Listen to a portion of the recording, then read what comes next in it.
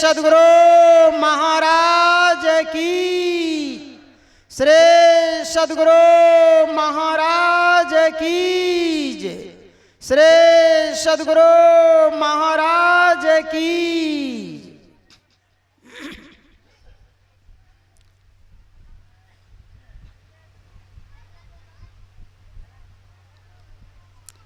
संत सरल चित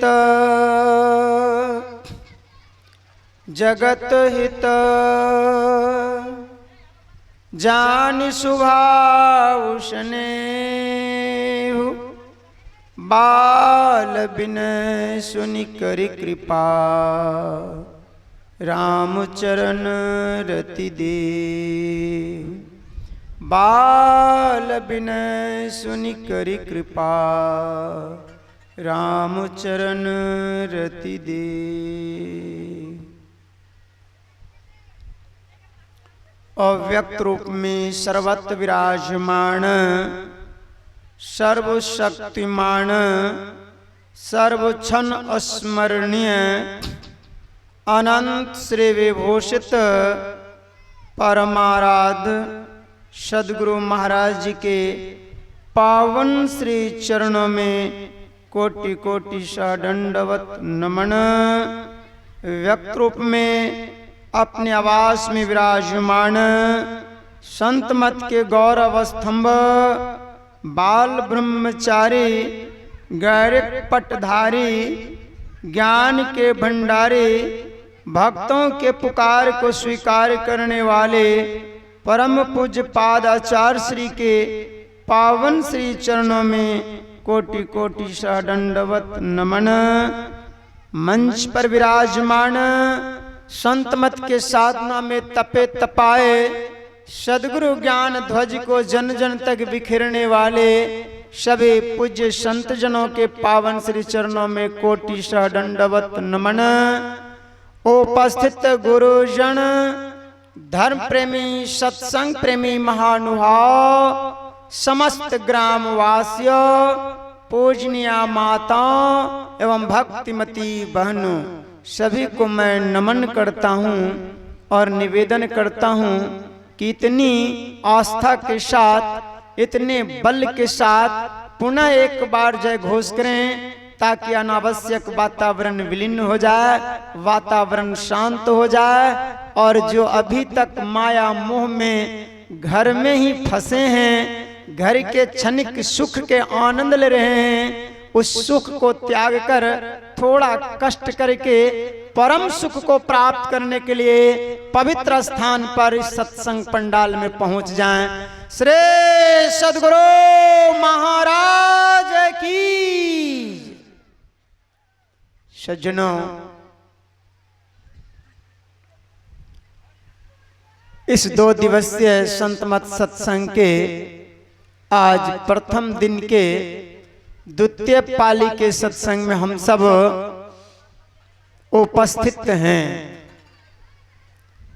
भजन कीर्तन के पश्चात संत स्तुति गुरु विनती के बाद पवित्र ग्रंथ श्री रामचरितमानस सार सटीक प्रथम सोपान बालकांड से अभी हम लोग गोस्वामी तुलसीदास जी महाराज के विचारों को श्रवण कर रहे हैं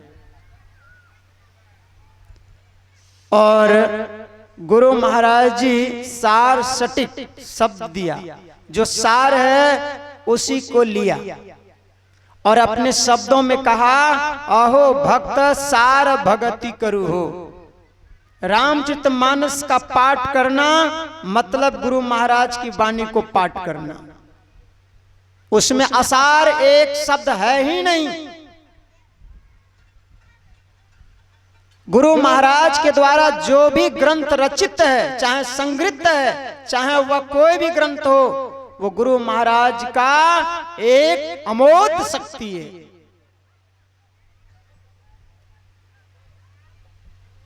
और उन्होंने वह शब्द को भी आपने पाठ में श्रवण किया। गोस्वामी तुलसीदास जी महाराज नमन कर रहे हैं, प्रणाम कर रहे हैं। किनको? अभी आपने पाठ में श्रवण किया, बंदों प्रथम महीसुर चरणा, सबसे पहले महीसुर चरणा, मैं उनको प्रणाम करता हूं। कौन को? जो मही माने धरती, सुर माने देवता, उनके चरणों में मैं प्रणाम करता हूं जो धरती के देवता हैं। कौन है धरती के देवता? किनको कहा? नाम बताया। ब्राह्मण हैं, क्षत्रिय हैं, वैश्य हैं, शूद्र हैं, विद्वान हैं, बलवान हैं, धनवान हैं। कौन? सूर कौन है? सज्जनों थोड़ा सा विचार कीजिए। नाम यहां किसी का नहीं लिया है गुरु महाराज जी ने, पर साधारण अर्थ में ब्राह्मण शब्द जोड़ा गया है। धरती पर के सूर को ब्राह्मण को कहते हैं, देवता, पर यहां ये नहीं है। गोस्वामी तुलसीदास जी महाराज सम्मान किए हैं, पर यदि उनके एक एक शब्दों को, अभी हमारे परशुराम बाबा बहुत ही सुंदर ढंग से आप लोगों को कहा कि रामचरितमानस को समझने का चीज है, चरित्र को समझने की चीज है। और रामचरितमानस एक ऐसा ग्रंथ है जो केवल समझने के लिए नहीं, जीवन में उतारने का भी चीज है। राम जी का चरित्र करने का चीज है और कृष्ण जी के चरित्र देखने का चीज है। यदि उनका चरित्र अपने जीवन में उतार लिए तो तहलका मच जाए, और राम जी का चरित्र यदि आपके जीवन में आ जाए तो आवागमन से छुट्टी मिल जाएगा। आज के युग में आप किसी का घड़ा नहीं फोड़ सकते, आज के युग में किसी का आप कपड़ा नहीं चुरा सकते, आज के युग में आप किसी के घर में मटका नहीं फोड़ सकते। राम जी के तरह आज आपको सहना पड़ेगा, पर सब उल्टा हो रहा है। इसलिए जितना आदर रामचरितमानस का है उतना महाभारत का आदर नहीं है। और इसलिए भगवान श्री कृष्ण ने एक निचोड़ करके महाभारत से मत करके जो सार था वो निकाल करके दे दिया मक्खन क्रीम रूप में, वो उसको कहते हैं गीता, श्रीमद् भागवत गीता। वो आपके जीवन का हर पल, हर क्षण, हर मार्ग में, हर जगह में आपका अमृत का काम करेगा। पर रामायण जो मूल्य है, जो सार है, ये आपके लिए जीवन का उद्धार करने वाला है। मैं बता रहा था कि रामचरितमानस में भी आपने पाठ में सुना, बंदों प्रथम महीसुर चरणा। क्यों?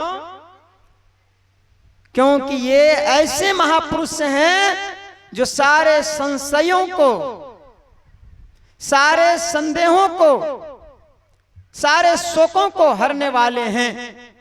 मोह जनित संशय सब हरना।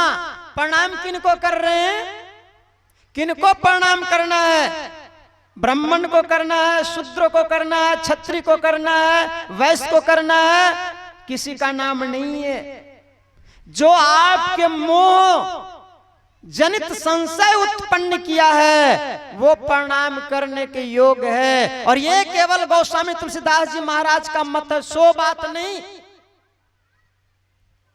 यदि श्री रामचरितमानस के उदाहरण लेना चाहते हैं तो देवादिदेव महादेव भी यही किया। जब गरुड़ जी को मोह हो गया, भ्रम हो गया, संशय हो गया कि राम ब्रह्म हैं कि नहीं, तो उसके संशय को दूर करने के लिए कहां भेजा? काकभुसुंडी जी के पास भेजा। और काकभुसुंडी जी के पास जब गरुड़ जी गए हैं तो पक्षियों के राजा होते हुए भी पक्षियों में सबसे नीच कौआ को प्रणाम किए हैं और अपने भाग्य को सराहे हैं। आपके संशय को जो दूर कर दे, आपके मोह को जो तोड़ दे, वो तीनों लोक में पूजनीय हैं। और इसलिए काकभुसुंडी जी ने कहा, मोह सकल व्याधिन कर मूला, अतहि ते पुण्य उपजहि बहुसूला। संसार में आज मोह और संशय के कारण ही